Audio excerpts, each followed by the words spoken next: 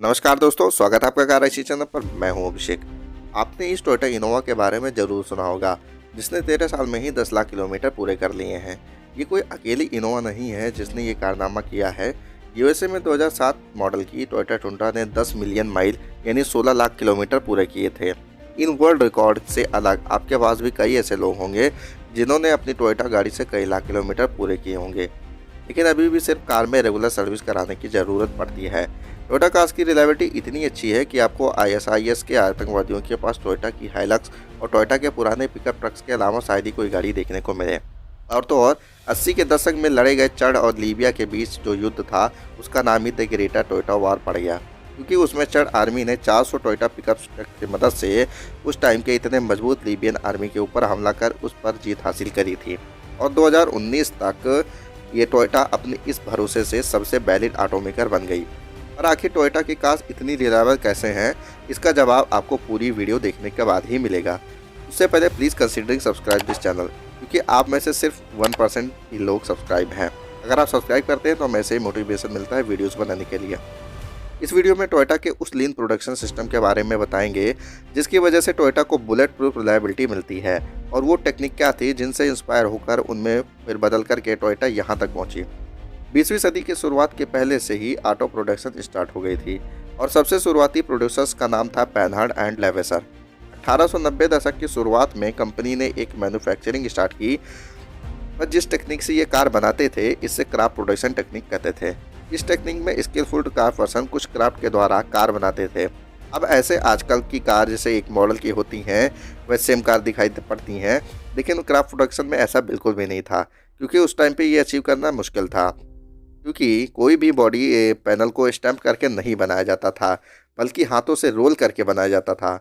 और कंपनी के दो लोग कभी भी सेम टूल या सेम गेज का इस्तेमाल नहीं करते थे, इसलिए क्राफ्ट टेक्निक से बनाने वाली सभी कार्स अलग दिखाई देती थीं।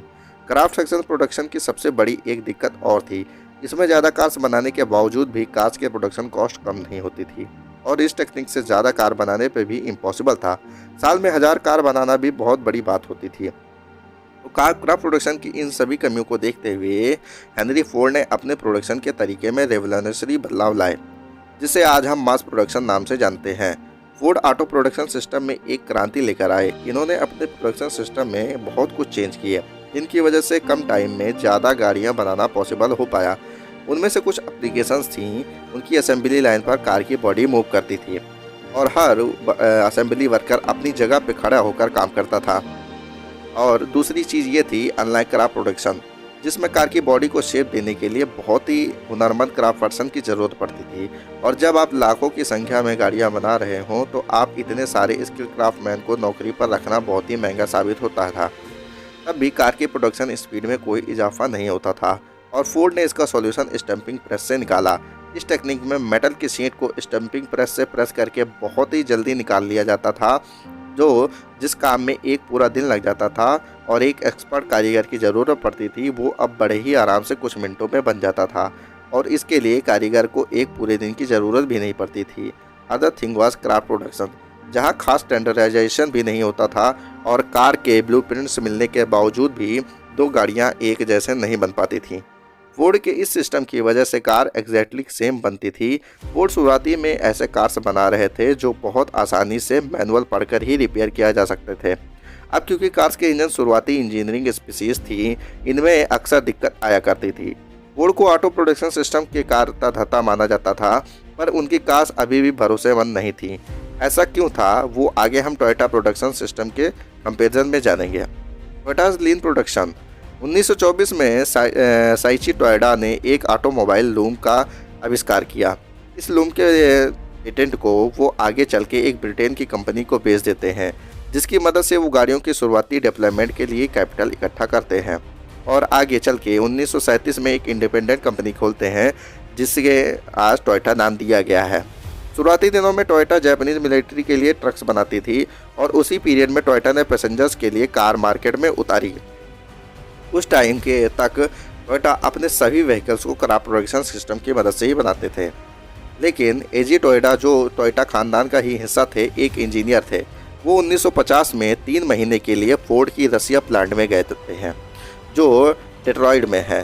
और वो देखते हैं कि फोर्ड अपने रसिया प्लांट में एक दिन में करीब 7,000 गाड़ियां बना रहे हैं, और वहीं टोयोटा पिछले 13 साल में सिर्फ 2700 गाड़ियां के आसपास ही बना पाया। एजी टोयोटा कोई आम इंजीनियर नहीं थे, वो रसिया प्लांट को काफ़ी गहराई से समझ के आए। उन्होंने और उनके साथ टैची ओनो, जो कि टोयोटा के लीन प्रोडक्शन के कार्यकारी सदस्य थे, इन्होंने ये पाया कि मास प्रोडक्शन सिस्टम जापान में कामयाब नहीं हो सकता। इसकी कुछ वजह थी, क्योंकि जापान की कार मार्केट छोटी थी, उसमें से कुछ नई तरीके की डिमांड्स थी, जिसमें गवर्नमेंट ऑफिशियल को लग्जरियल व्हीकल चाहिए थी और जो सामान लाने के लिए बड़े ट्रक्स की ज़रूरत थी। छोटे ट्रक्स किसानों को चाहिए थे और जापान की भीड़ शहरों में छोटी कार्स की ज़रूरत थी। जंग की वजह से जापान की इकोनॉमी पूरी तरह ख़राब हो चुकी थी। इस वजह से अमेरिका से महंगे प्रोडक्शन सिस्टम को खरीदना मुश्किल था, और बड़े विदेशी निर्माता खासकर अमेरिका जैसे फोर्ड और जनरल मोटर्स, ये सब जापान की मार्केट में अपना दबदबा बनाना चाहते थे। तो उनकी टेक्निक से उन्हीं को हराना इम्पॉसिबल था। इसके अलावा उन्होंने अमेरिका के मास प्रोडक्शन सिस्टम में कई कमियां देखी, जैसे इनके मास प्रोडक्शन सिस्टम में कई स्टैम्पिंग प्रेस का इस्तेमाल होता था, और इन्होंने कॉस्ट कम रखने के लिए बहुत बड़े स्केल पर काम करना पड़ता था। जैसे इनकी एक स्टैम्पिंग प्रेस 1 मिनट में 12 पीसेस निकाल देती थी, और इनके दिन में 3 शिफ्ट्स चलाए जाते थे, ताकि साल भर में 10 लाख सीट्स निकाल दें, वरना ये सिस्टम इकोनॉमिकल साबित नहीं होता। दूसरी तरफ टोयोटा साल भर में कहीं कुछ हज़ार कार बनाने में ही सक्षम थी। अमेरिकन कंपनीज के प्रोडक्शन सिस्टम में एक स्टैम्पिंग प्रेस से एक ही टाइप का पार्ट प्रेस हो सकता था, और पूरी कार को स्टम्प्स करने के लिए कई सौ पीसेस की ज़रूरत पड़ती थी।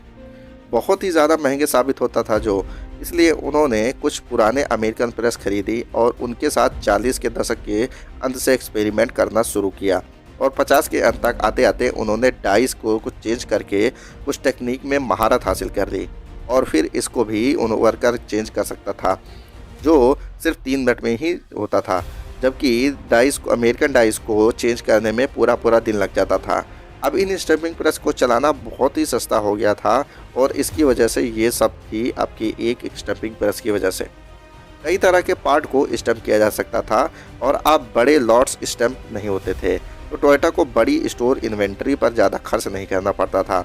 1946 में जापानी सरकार ने लेबर यूनियन के राइट्स को रिफॉर्म कर दिया और उनको और ज़्यादा मजबूत कर दिया था, और अब उसी दशक में अब जापान में डिसमिसल जैसे हालात पैदा हो रहे थे।